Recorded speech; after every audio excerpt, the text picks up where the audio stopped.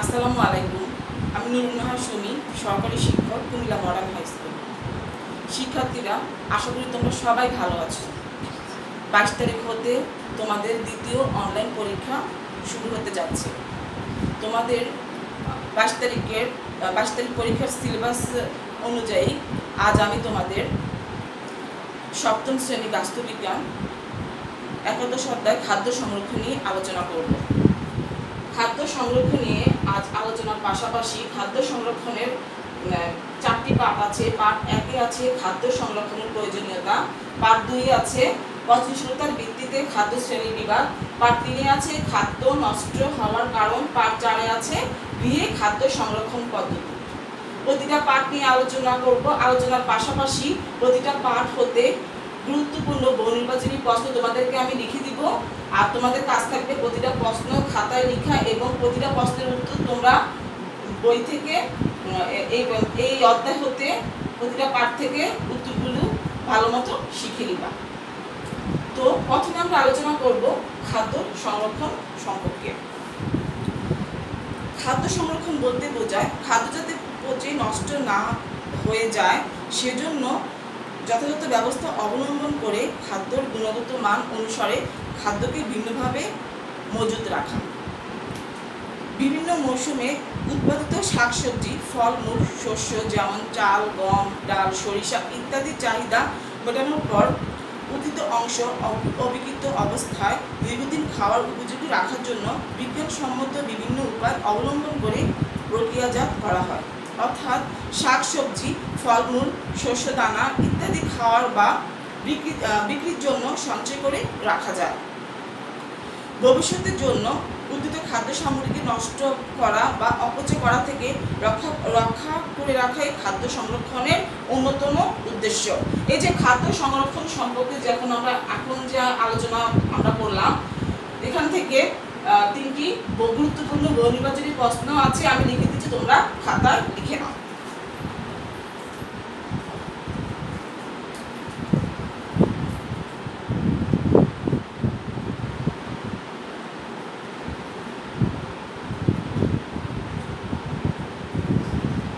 বহুনির্বাচনী প্রশ্ন। 1 নম্বর, খাদ্য সংরক্ষণ কি? খাদ্য সংরক্ষণ কি? 2 নম্বর হচ্ছে মানুষের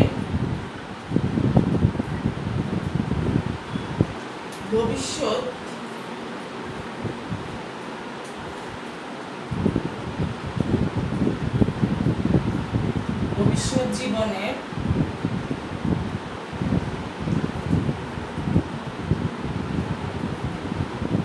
নিরাপত্তা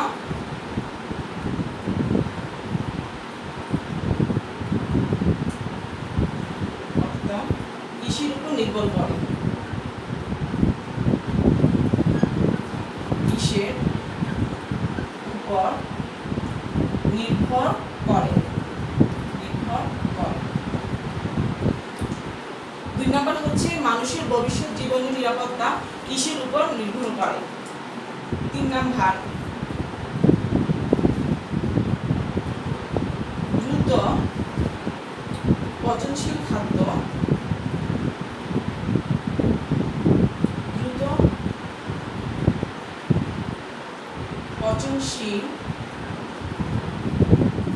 সংরক্ষণের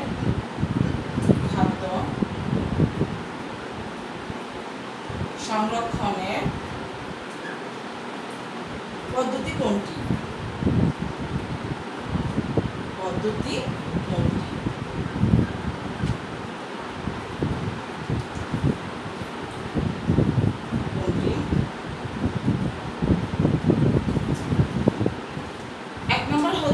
খাদ্য সংরক্ষণ কি? 2 নম্বর বহুনির্বাচনী প্রশ্ন হচ্ছে মানুষের ভবিষ্যৎ জীবনের নিরাপত্তা কিসের উপর নির্ভর করে। 3 নম্বর হচ্ছে দ্রুত পচনশীল খাদ্য সংরক্ষণের পদ্ধতি কোনটি? এখন আমরা খাদ্য সংরক্ষণ এই অধ্যায়ের পার্ট 1 খাদ্য সংরক্ষণের প্রয়োজনীয়তা সম্পর্কে আলোচনা করব। শস্য মানুষের প্রধান খাদ্য বলে অনেকদিন পর্যন্ত কেবল শস্যই সংরক্ষণ করা হতো। ফ্রিজ হিমাগারের মতো প্রযুক্তির উন্নতির সাথে সাথে আজ ফলমূল, শাকসবজি, মাছ, মাংস ইত্যাদি সংরক্ষণের গুরুত্ব দেওয়া হচ্ছে।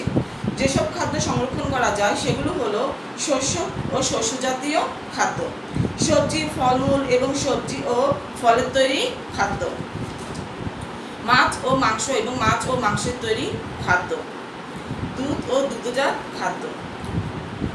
খাদ্য সংরক্ষণের ধরন নির্ভর করে খাদ্যের পচনশীলতার প্রকৃতির উপর। তাই দ্রুত পচনশীল, প্রায় পচনশীল এবং অপচনশীল খাদ্য সম্পর্কে ধারণা থাকা প্রয়োজন। এখন আমরা খাদ্য সংরক্ষণের প্রয়োজনীয়তা জেনে নিই। সংরক্ষণের মাধ্যমে এক মৌসুমের ফসল অন্য মৌসুমের জন্য সংরক্ষণ করে খাদ্য চাহিদা ও অভাব মেটানো যায়। ঋতুকালীন সবজি ও ফল সংরক্ষণ করে অপচয় রোধ করার পাশাপাশি খাদ্য ঘাটতি মেটানো যায়। সংরক্ষণের মাধ্যমে সারা বছর ধরে বিভিন্ন মৌসুমের শস্য, শাকসবজি, ফলমূল সহজলভ্য করা সম্ভব। দেশের সব অঞ্চলে সব ধরনের খাদ্যশস্য, সবজি, ফলমূল উৎপন্ন হয় না। যথাযথ উপায়ে শস্য, ফলমূল, সবজি সংরক্ষণ করে সারা দেশে সরবরাহ করা সম্ভব। খাদ্য সংরক্ষণ করা হলে খরা, মহামারী, বন্যা ইত্যাদি প্রাকৃতিক দুর্যোগের সময় দুর্দশাগ্রস্ত মানুষদেরকে খাদ্যের অভাব, অপুষ্টি থেকে রক্ষা করা যায়। এছাড়া যুদ্ধ কিংবা অন্য কোনো কারণে অস্থিতিশীলতার সময় সৃষ্ট খাদ্য ঘাটতি, দুর্ভিক্ষ মোকাবিলায় খাদ্য সংরক্ষণের গুরুত্ব অপরিসীম। মাছ, মাংস, ফলমূল ইত্যাদি খাদ্য টিনে সংরক্ষণ করে বাণিজ্যিকভাবে বাজারজাত করে আর্থিকভাবে লাভবান হওয়া যায়। এই যে পার্ট 1 আলোচনা করলাম, এই পার্ট 1 হতে বেশ কিছু গুরুত্বপূর্ণ বহুনির্বাচনী প্রশ্ন আছে, আমি লিখে দিচ্ছি, তোমরা লিখে নাও।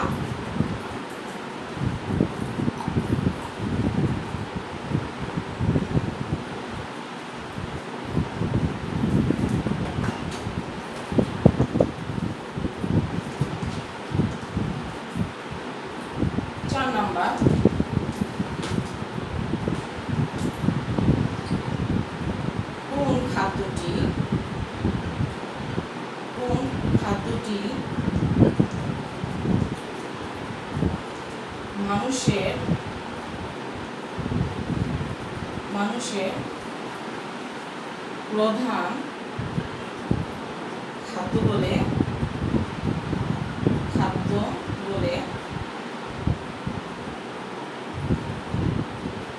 সেই খাদ্যটি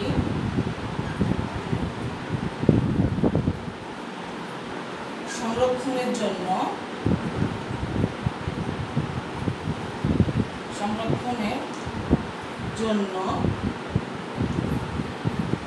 উদ্যোগ বেশি।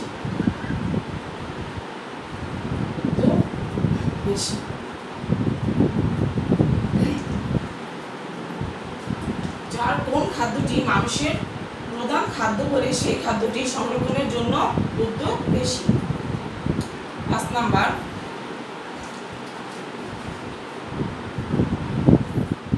খাদ্য সংরক্ষণের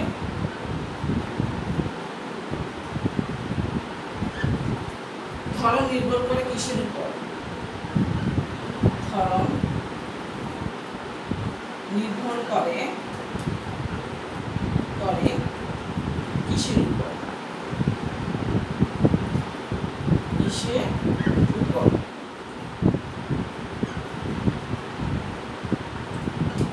খাদ্য সংরক্ষণের ধরন নির্ভর করে কিসের উপর? 6 নাম্বার,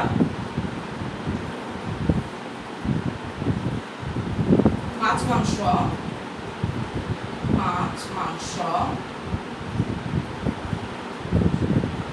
ফলমূল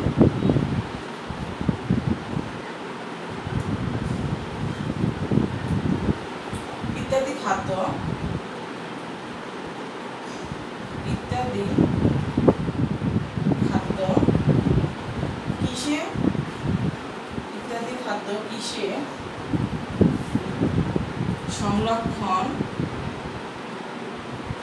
কিসে সংরক্ষণ করে বাণিজ্যিকভাবে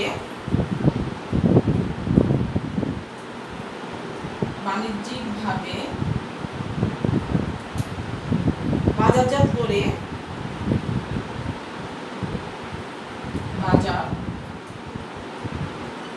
বাজারজাত করে আর্থিকভাবে লাভবান হওয়া যায়। আর্থিকভাবে লাভবান হওয়া যায়। লাভবান হওয়া যায়।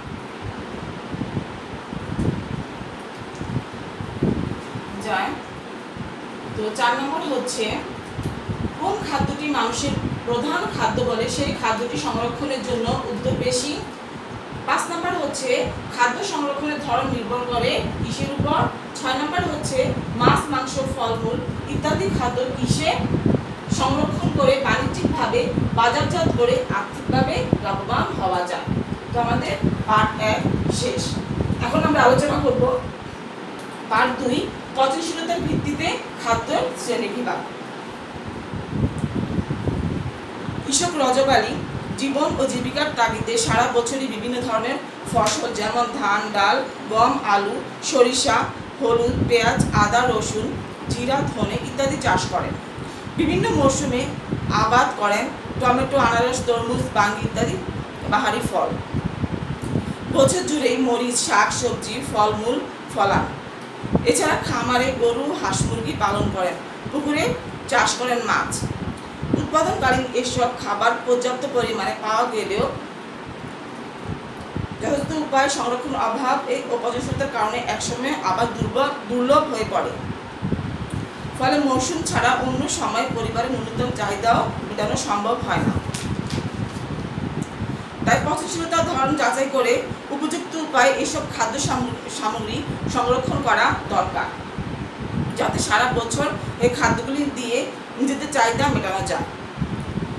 সংরক্ষণযোগ্য সব খাদ্যবস্তুকে পচনশীলতা প্রকৃতি ও মাত্রা অনুযায়ী 3 ভাগে ভাগ করা হয়, যথা 1 হচ্ছে দ্রুত পচনশীল বা সহজে পচনশীল খাদ্য, 2 পচনশীল খাদ্য, 3 হচ্ছে অপচনশীল খাদ্য। দ্রুত পচনশীল বা সহজে পচনশীল খাদ্য হচ্ছে কোনো খাদ্য অতি দ্রুত অর্থাৎ 24 ঘন্টার মধ্যে পচন ধরে নষ্ট হয়। এসব খাদ্যের পানির পরিমাণ বেশি থাকে, সেজন্য যত্ন না নিলে খুব দ্রুত পচে যায়, যেমন মাছ, মাংস, দুধ, টমেটো, শাক ইত্যাদি। দ্রুত পচনশীল খাদ্য ফুটিয়ে রেফ্রিজারেটরে রেখে বা বরফে জমিয়ে সংরক্ষণ করতে হয়। প্রায় পচনশীল খাদ্য কোনো খাদ্য স্বাভাবিক অবস্থায় রেখেও কয়েকদিন ধরে খাওয়া যায়। কিছু সবজি যেমন চাল কুমড়া, মিষ্টি কুমড়া, কচু, আলু ইত্যাদি, কিছু ফল যেমন চালতা, পেয়ারা, বড়ই, জলপাই ইত্যাদি, এবং ডিম, আদা, রসুন, পেঁয়াজ ইত্যাদি। এগুলোতে দ্রুত পচনশীল খাদ্যের চেয়ে পানির পরিমাণ কিছু কম থাকে বলে ঘরে ঠান্ডা আবহাওয়া, তাপ ও আলো থেকে দূরে রেখে কয়েকদিন ব্যবহার করা যায়। অপচনশীল খাদ্য চাল, ডাল, গম, শুকনো মরিচ, হলুদ, জিরা, সরিষা ইত্যাদি খাদ্যগুলোতে পানির পরিমাণ নেই বললেই চলে। সঠিকভাবে খাদ্যগুলোকে ঝেড়ে বেছে রোদে শুকিয়ে উপযুক্ত উপায়ে সংরক্ষণ করা হলে অনেক দিন ধরে খাওয়া যায়। এই যে আমরা এখন পার্ট 2 করলাম পচনশীলতার ভিত্তিতে খাদ্য শ্রেণীবিভাগ। এই পার্টে বেশ কিছু গুরুত্বপূর্ণ বহুনির্বাচনী প্রশ্ন আছে, আমি লিখে দিচ্ছি।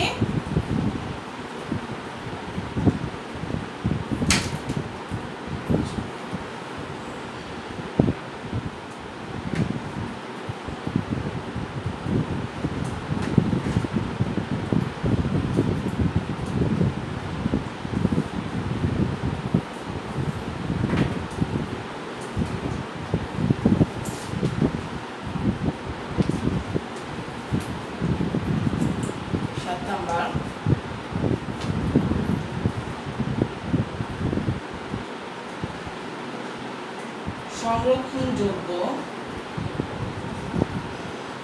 সব খাদ্যবস্তুকে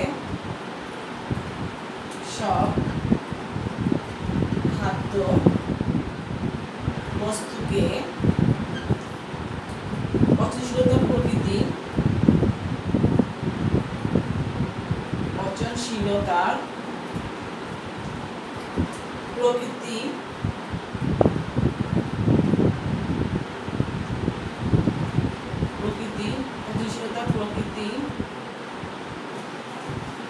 প্রকৃতি ও মাত্রা অনুযায়ী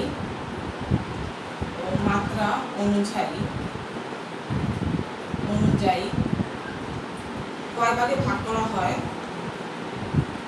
কয় ভাগে ভাগ করা হয় এবং কি কি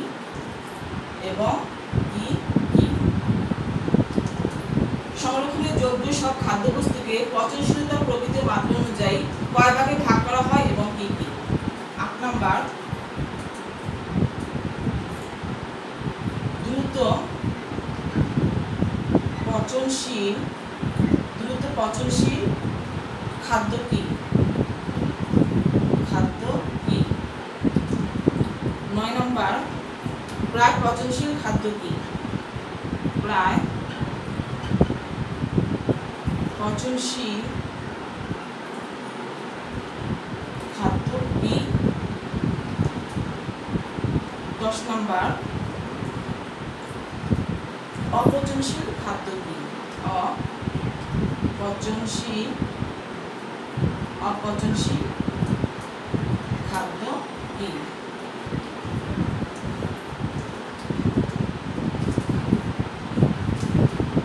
৭ নাম্বার, সংরক্ষণের যোগ্য সব খাদ্যবস্তুকে পচনশীলতা প্রকৃতির মাত্রা অনুযায়ী কয় ভাগে ভাগ করা হয় এবং কি কি।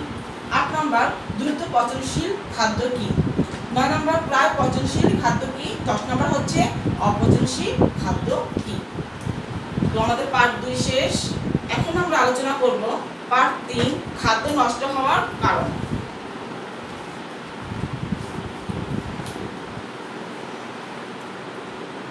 কোনো খাদ্যই স্বাভাবিকভাবে অনেকদিন ধরে ঘরে রাখা যায় না। যেমন ফল, সবজি নরম হয়ে যায়, খোসা কুঁচকে যায়, কালো দাগ পড়ে, চিতি পড়ে, দুর্গন্ধ বের হয় ইত্যাদি। মাছ মাংস পচে নষ্ট হলে গুঁড়ি বা পিচ্ছিল হয়। পচা মাছের চোখ গোলা হয়ে বসে যায়। পেটের নাড়ি ভুঁড়ি গলে যায়, ফলে আঙ্গুল দিয়ে চাপ দিলে পেট ভেতরে বসে যায়। আঁশ ঢিলা ও কানকা ফ্যাকাশে হয়। ঘরের স্বাভাবিক তাপমাত্রায় ডিমও নষ্ট হয়। শুকনো খাদ্য, চাল ডালে ছত্রাক জন্মায়, মুখ পোকা দ্বারা আক্রান্ত হয়। একইভাবে রান্না করা খাদ্য গাজন হয়, বুদবুদ ওঠে, টক গন্ধের সৃষ্টি হয়।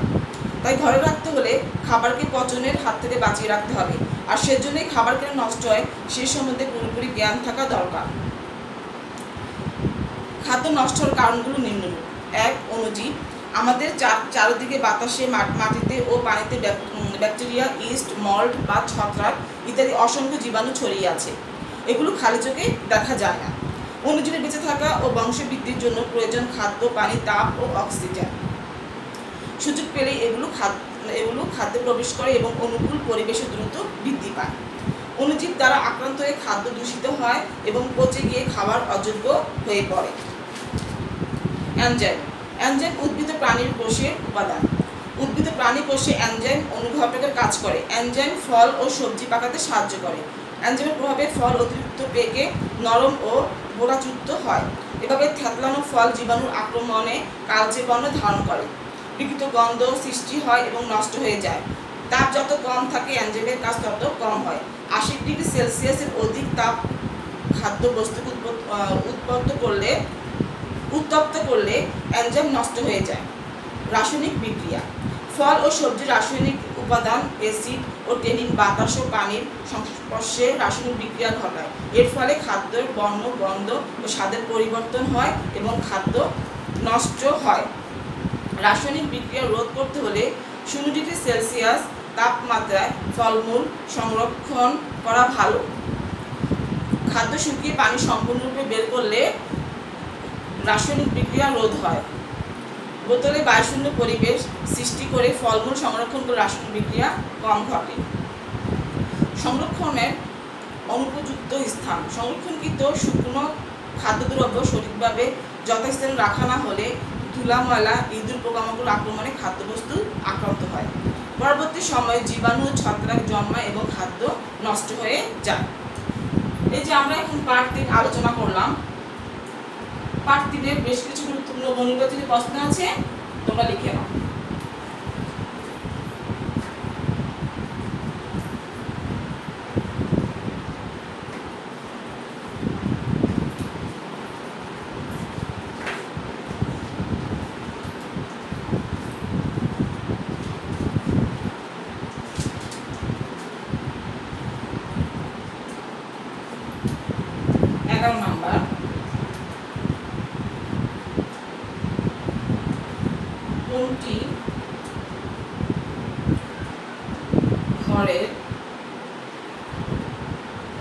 ঘরের স্বাভাবিক তাপমাত্রা নষ্ট হয়। স্বাভাবিক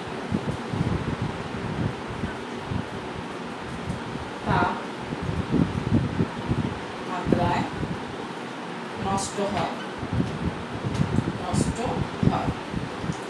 কোনটি ঘরের স্বাভাবিক তাপমাত্রায় নষ্ট হয়? 12 নাম্বার, কোন দ্রব্যটি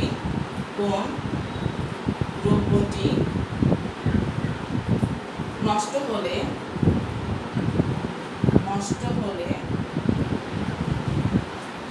উপরিভাগ পিচ্ছিল হয়? উপরিভাগ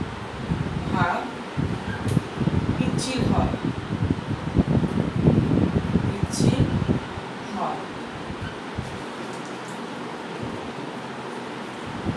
13 নাম্বার, অণুজীব কি?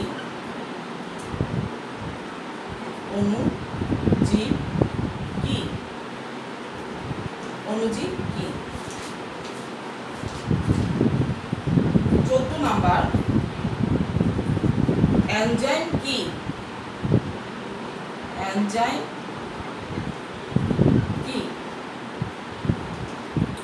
15 নাম্বার, ফল ও সবজির উপাদান। ফল ও সবজির উপাদান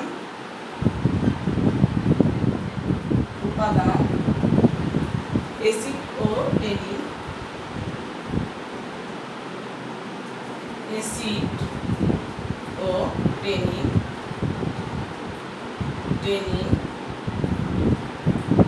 বাতাস ও পানির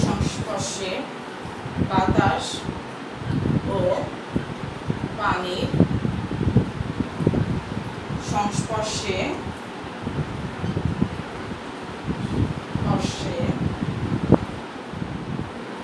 কোন ধরনের বিক্রিয়া ঘটায়? কোন ধরনের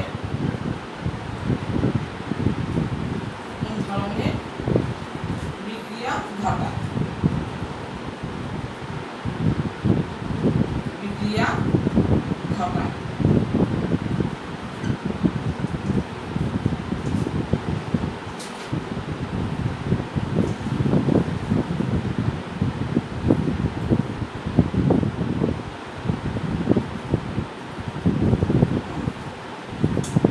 তো আমরা 11 নম্বরে পেলাম কোনটি ঘরের স্বাভাবিক তাপমাত্রা নষ্ট হয়। 12 নম্বর হচ্ছে কোন দ্রব্যটি নষ্ট হলে উপরিভাগ পিচ্ছিল হয়। 13 নম্বর, অণুজীব কি? 14 নম্বর, এনজাইম কি?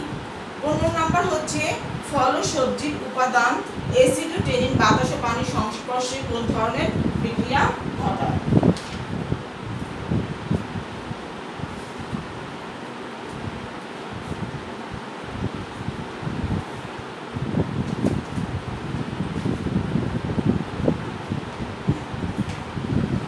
তো আমাদের পার্ট 3 শেষ।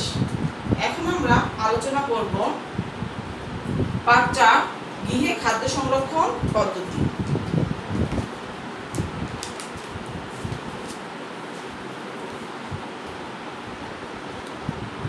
আমরা প্রকৃতি থেকে যে খাদ্যগুলো পাই সেগুলো সবই পচনশীল। পচন ক্রিয়ার ফলে মানুষের উৎপাদিত খাদ্যসমূহ অনেকাংশে নষ্ট হয়। এই নষ্ট হওয়াকে রোধ করার জন্য খাদ্য সংরক্ষণের পদ্ধতি সম্পর্কে জানা দরকার। আমরা বিভিন্নভাবে খাদ্য সংরক্ষণ করতে পারি। গৃহে খাদ্য সংরক্ষণের কয়েকটি সাধারণ পদ্ধতি রয়েছে। 1 নম্বর হচ্ছে রোদে শুকিয়ে সংরক্ষণ। মাছ, মাংস, টাটকা শাকসবজির পানি প্রাকৃতিক উপায়ে রোদে শুকিয়ে নিতে পারলে পচন রোধ করা যায়, অনেকদিন ভালো থাকে। আলু, গাজর, বাঁধাকপি, মটরশুঁটি, কুলবরই, আম, মাছ, মাংস সঠিক নিয়মে রোদে শুকিয়ে নিলে অনেকদিন খাওয়া যায়। গুড় ও চিনিতে সংরক্ষণ। গুড় ও চিনি খাদ্য সংরক্ষক দ্রব্য হিসেবে গুরুত্বপূর্ণ। গুড়ের শিরায় বড়ই, তেঁতুল, আম ইত্যাদি অনেকদিন রেখে খাওয়া যায়। চিনি দিয়ে চাল কুমড়ো, আম, বেল ইত্যাদির মোরব্বা বানিয়ে অনেকদিন খাওয়া যায়। স্বাদ গন্ধ ঠিক রাখার জন্য মাঝে মাঝে রোদে দিতে হয়। সিরকা ও তেলে সংরক্ষণ। সিরকা ও তেলে সবজি ও ফলমূল এবং মশলা সংরক্ষণ করা যায়। সিরকা বা ভিনেগার খাদ্য জীবাণু বৃদ্ধি রোধ করে এবং সবজি বা ফলের পিকেলস, হলুদ, মরিচ, জিরা, ধনে ইত্যাদি মশলা দিয়ে তেলে ডোবানো আচার অনেকদিন পর্যন্ত ভালো থাকে। লবণের সংরক্ষণ। লবণের দ্রবণ জীবাণু রোধে বিশেষ উপযোগী। খাদ্যে লবণ মাখলে জীবাণু কোষ থেকে পানি শুকিয়ে যায়। যেমন ইলিশ মাছের কাটা টুকরা লবণ মাখিয়ে নোনা ইলিশ তৈরি হয়। কাঁচা আম, চালতা, আমলকি, লবণ ও হলুদ মাখিয়ে রোদে শুকিয়ে অনেকদিন রাখা যায়। বরফের সংরক্ষণ। তাজা টাটকা শাক সবজি পরিষ্কার করে পানি ঝরিয়ে পলিথিনে মুড়ে ফ্রিজে রাখা হয় এবং যাতে ঘেমে না পচে সেজন্য পলিথিন ব্যাগে 2-4টি ফুটো করে দিতে হয়। ফ্রিজের নিচে তাপমাত্রা 45 ডিগ্রি ফারেনহাইটের বেশি না হয়। ফ্রিজের যে চেম্বারে খাবার জমে বরফে পরিণত তাকে ফ্রিজার বলে। এর তাপমাত্রা 18 ডিগ্রি সেলসিয়াসের পর্যন্ত হয়ে থাকে। আর যে চেম্বারের খাবার বরফের পানিতে পরিণত হয় না কিন্তু ঠান্ডা থাকে তাকে রেফ্রিজারেটর বলে। এই রেফ্রিজারেটরের তাপমাত্রা 2 ডিগ্রি সেলসিয়াস পর্যন্ত হয়। দ্রুত পচনশীল খাদ্য যেমন মাছ, মাংস, দুধ প্রভৃতি ফ্রিজারে রেখে দীর্ঘদিন রেখে খাওয়া যায়। এই যে আমরা এখন পার্ট 4 আলোচনা করলাম। পার্ট 4 থেকে বেশ কিছু গুরুত্বপূর্ণ বহুনির্বাচনী প্রশ্ন আছে, তোমরা লিখে নাও।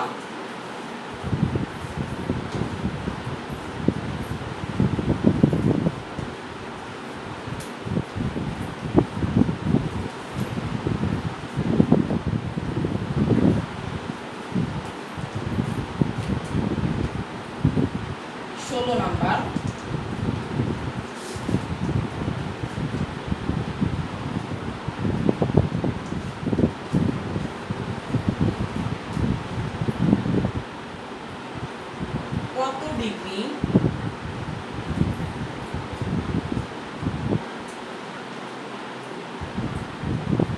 কত ডিগ্রি তাপমাত্রায়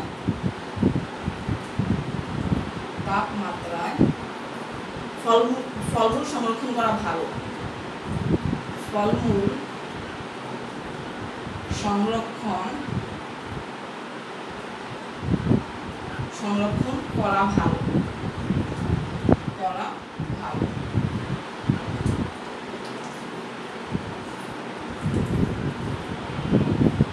কত ডিগ্রি তাপমাত্রায় ফলমূল সংরক্ষণ করা ভালো? 17 নাম্বার।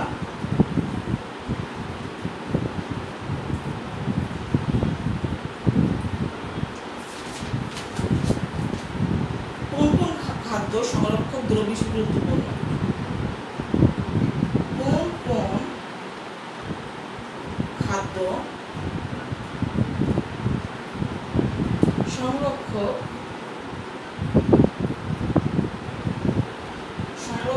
দ্রব্য হিসেবে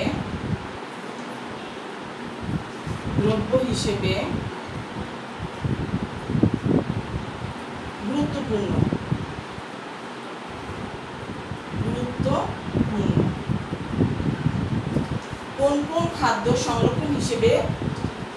কোন কোন খাদ্য সংরক্ষক দ্রব্য হিসেবে গুরুত্বপূর্ণ?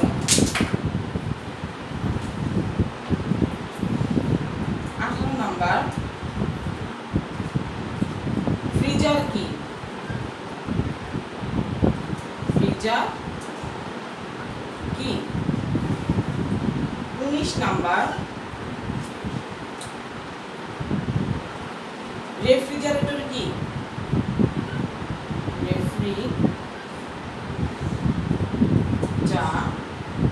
রেফ্রিজারেটর কি? 20 নাম্বার। রেফ্রিজারেটরে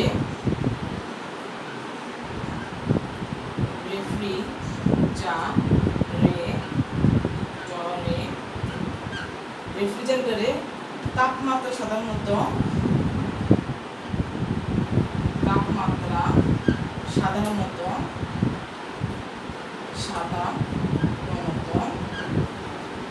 কত সেলসিয়াস পর্যন্ত হয়? কত সেলসিয়াস পর্যন্ত হয়? 16 নম্বর। কত ডিগ্রি ফলমূল সংরক্ষণ করা ভালো। 17 নাম্বার, কোন কোন খাদ্য সংরক্ষক দ্রব্য হিসেবে গুরুত্বপূর্ণ। 18 নাম্বার, ফ্রিজার কি। 19 নাম্বার, রেফ্রিজারেটর কি। 20 নাম্বার, রেফ্রিজারেটরে তাপমাত্রা সাধারণত কত সেলসিয়াস পর্যন্ত হয়। তো আমাদের পার্ট 4 পর্যন্ত আলোচনা হয়ে গেছে। তো শিক্ষার্থীরা, তোমাদের একাদশ অধ্যায় খাদ্য সংরক্ষণ নিয়ে যে আলোচনা করলাম এবং প্রতিটা পাঠ হতে যে গুরুত্বপূর্ণ বহুনির্বাচনী প্রশ্ন যে লিখে দেওয়া হলো, তোমাদের কাজ থাকবে এই অধ্যায় হতে যা যা প্রশ্ন আমি লিখে দিয়েছি বহুনির্বাচনী প্রশ্ন, প্রতিটা বহুনির্বাচনী প্রশ্নের উত্তর তোমরা বই থেকে ভালো মতো শিখবে। সবাই ভালো থেকো। তোমাদের সাথে আগামী ক্লাসে আবারও দেখা হবে। আজ এই পর্যন্তই। সবাইকে ধন্যবাদ।